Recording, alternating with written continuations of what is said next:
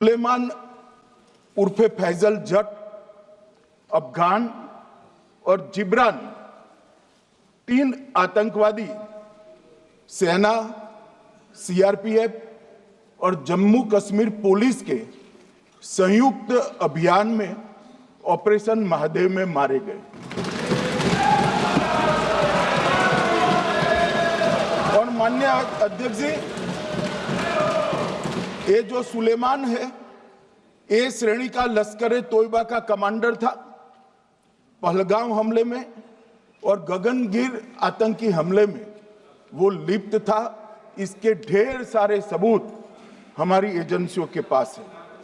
अफगान ए श्रेणी का लश्कर तैयबा का आतंकवादी था और जिब्रान भी ए ग्रेड आतंकवादी था। और माननीय अध्यक्ष जी, मैं सदन को और सदन के माध्यम से पूरे देश को बताना चाहता हूं, जिन्होंने बैसरन घाटी में हमारे प्रवासियों को, नागरिकों को मारा था, ये तीनों आतंकवादी ये थे और तीनों मारे गए।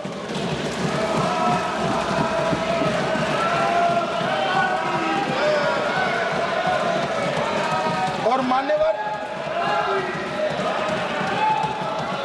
मैं आज इस सदन के माध्यम से सेना के पैरा 4, सीआरपीएफ के सारे जवान जो अभियान में शामिल थे और जम्मू कश्मीर पुलिस के जो जवान थे, वो सभी को सदन और पूरे देश की ओर से बहुत बहुत साधुवाद देना चाहता हूं।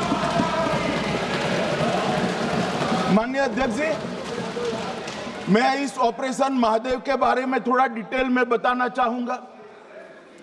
ऑपरेशन महादेव की शुरुआत 22 मई 2025 को, एक प्रकार से तो जिस दिन हत्या हुई थी उसी दिन रात को 22 मई 2025 को हुई। जिस दिन हत्या हुई थी उसी दिन रात को एक सुरक्षा मीटिंग की गई थी जम्मू कश्मीर में। ये पूछ रहे थे, कोई गए नहीं, सिर्फ राहुल गांधी गए। अब आपकी आंख कौन से चश्मे से देख रही है मुझे मालूम नहीं। माननीय अध्यक्ष जी, 1 बजे हमला हुआ, मैं 5:30 बजे श्रीनगर में उतर चुका था। माननीय अध्यक्ष जी,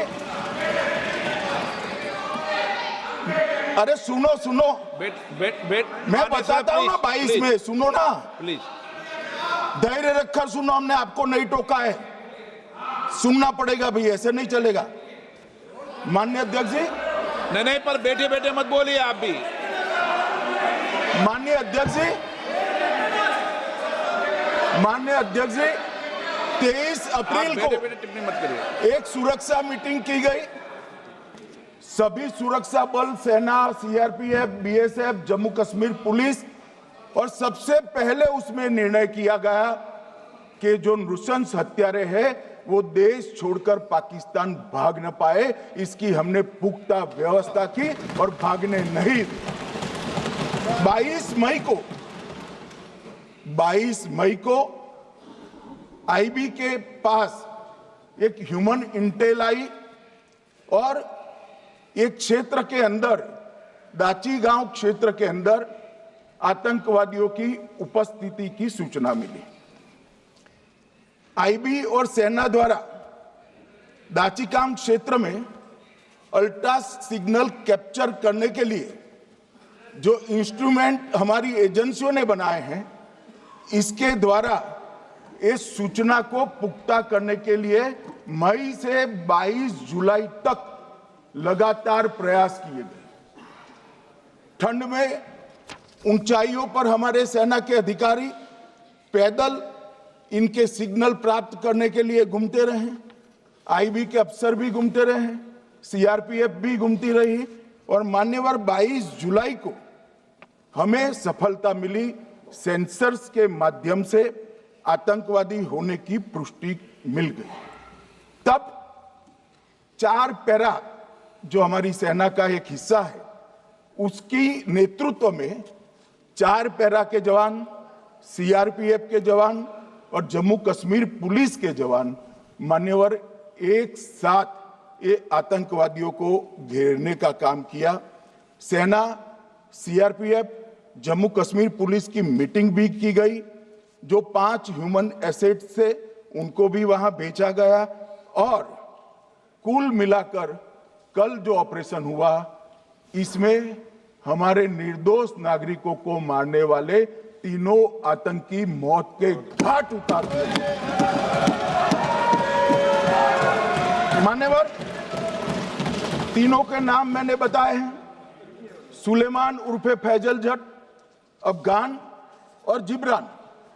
मान्यवर, वो तो एक आशंका थी कि यही लोगों ने घटना की है, मगर मैं बाद में एनआईए की जांच पर आता हूं। एनआईए ने पहले से ही इनको जिन्होंने आसरा लिया था वो लोगों को गिरफ्तार कर रखा था। उनको खाना पहुंचाने वाले लोगों को अपने कब्जे में रखा था।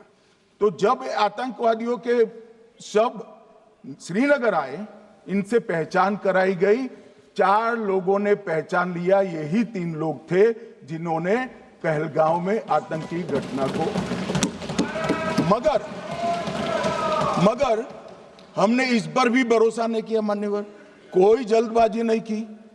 हमने जो आतंकी घटना स्थान से कारतूस मिले थे वो कारतूस का एफएसएल रिपोर्ट पहले से करा कर रखा था और चंडीगढ़ सेंट्रल एफएसएल के अंदर बैलिस्टिक रिपोर्ट के आधार पर उनका रिपोर्ट तैयार था। जब ये कल आतंकवादी मारे गए, इनकी 3 राइफलें पकड़ी गई। एक M9 अमेरिकन राइफल थी और 2 AK-47 राइफल थी। जो कारतूस मिले थे वो भी M9 और AK-47 के भी थे, मगर हमने इससे भी संतोष नहीं माना। ये राइफलों को एक विशिष्ट विमान के द्वारा कल रात को 12 बजे चंडीगढ़ पहुंचा गया और पूरी रात फायरिंग कर इसके भी खाली खोखे जनरेट किए गए। 2 खोखों का मिलान किया गया, राइफल की नाली और निकले हुए खोखों का भी मिलान हो गया। तब ये तय हो गया कि इन्हीं 3 राइफलों से हमारे निर्दोष नागरिक मारे गए। और मान्यवर, आज मैं सदन को बताते हुए बहुत खुश हूं। मोदी जी ने ऑपरेशन सिंदूर कर आतंकवादियों को जिन्होंने आतंकवादियों को भेजा था उनके आकाओं को जमीन में मिलाने का काम किया था। सेना और सीआरपीएफ ने वो आतंकवादियों को भी समाप्त कर दिया। और मान्यवर,